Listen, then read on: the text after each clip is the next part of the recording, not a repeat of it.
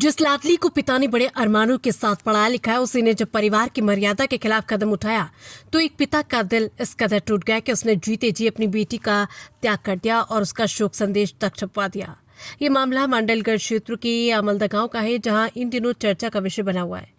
जानकारी के अनुसार अमलदा निवासी देवेंद्र सिंह कानावत ने अपनी पुत्री को उच्च शिक्षा के लिए जयपुर भेजा था। उनका सपना था कि बेटी पढ़ लिख कर परिवार और समाज का नाम रोशन करेगी, लेकिन बेटी ने परिवार की इच्छा के विरुद्ध दूसरे समाज के युवक से संबंध जोड़ लिया। बताया जा रहा है कि पुलिस की मौजूदगी में थाने में समझाइश के दौरान पिता ने बेटी से घर लौटने की काफी मिन्नतें की। उन्होंने भावुक होकर बेटी के सामने झोली तक फैलाई, लेकिन बेटी ने अपने फैसले पर अड़िग रहते हुए युवक के साथ जाने का निर्णय लिया। इस घटना से आहत पिता ने कठोर कदम उठाते हुए अपनी जीवित पुत्री को मृत मान लिया। उन्होंने शोक संदेश छपवाकर 20 मार्च 2026 को पुत्री का स्वर्गवास दर्शाया।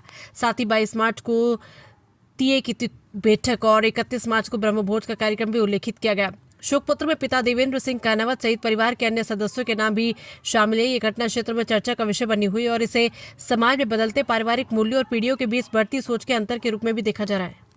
भीलवाड़ा जिले के जाजपुर विधानसभा के अमलदा ग्राम पंचायत के रहने वाले हैं। उन्होंने उनकी बेटी को उच्च शिक्षा ग्रहण करने के लिए जयपुर शिक्षा अर्जित करने के लिए भेजा। उस बेटी ने प्रेम प्रसंग के चलते विजातीय विवाह कर लिया। हम सर्व समाज इनके पीड़ित परिवार के साथ, इनकी पीड़ा की इस घड़ी में इनके साथ हैं एवं इन्होंने उस बेटी के अंतर्जातीय विवाह करने से टीए की बैठक का आयोजन रखा। इन्होंने एक ये प्रेरणादायी सराहनीय कार्य किया है। हम सर्व समाज इनकी पीड़ा की इस घड़ी में इनके साथ है। इसी के साथ सरकार से हम आह्वान करते हैं कि बिना माता पिता की स्वीकृति के युवा पुत्र पुत्रियों का विवाह नहीं किया जावे और पीड़ित परिवार के हम सब साथ हैं। और एक दुखी पिता की वेदना है कि आज मेरी जीवित पुत्री का मैं टीए की बैठक और पूरा कार्यक्रम करने जा रहा हूँ। मैं जिस कुल क्षेत्रीय कुल में जन्म लिया उसकी मान और मर्यादा को देखते हुए मैंने ये निर्णय लिया। और किसी समाज में, मैं क्षेत्रीय समाज की नहीं कहता, किसी भी समाज का व्यक्ति माँ बाप इस चीज को सहन नहीं कर सकता था। इसी से आहत होकर और एक मैसेज देना चाहता हूँ। इस आह्वान के साथ माँ बाप और इन युवा पीढ़ी से निवेदन करना चाहता हूं कि ये मोबाइल की जो लत है इससे बाहर निकलें और अच्छा ज्ञान लें। अपने माँ बाप का नाम ऐसा खराब नहीं करें। कोई माँ बाप पढ़ाने के लिए बाध्य नहीं हो कि आपको नहीं पढ़ाए, कि आप ऐसा कृत्य करो जो 18 साल 20 साल तक की उम्र में आपको पाले पोसे और बड़ा करे और आप उसको अंगूठा दिखा के बाय बाय टाटा कह के चले जाए। ऐसे कृत्य के लिए मैं कभी जीवन में स्वीकार नहीं कर। हमारा संविधान से कोई आपत्ति नहीं है, संविधान का सम्मान करते हैं, लेकिन संविधान के साथ साथ हमारे कुछ सामाजिक मूल्य हैं। हमारा समाज है एक समाज मोतियों की तरह है, जिससे कि पूरा ये देश भारत बना हुआ है। हम इस देश के साथ साथ हमारे सामाजिक मूल्यों को, हमारी संस्कृति को भी बचाना हमारा परम कर्तव्य है।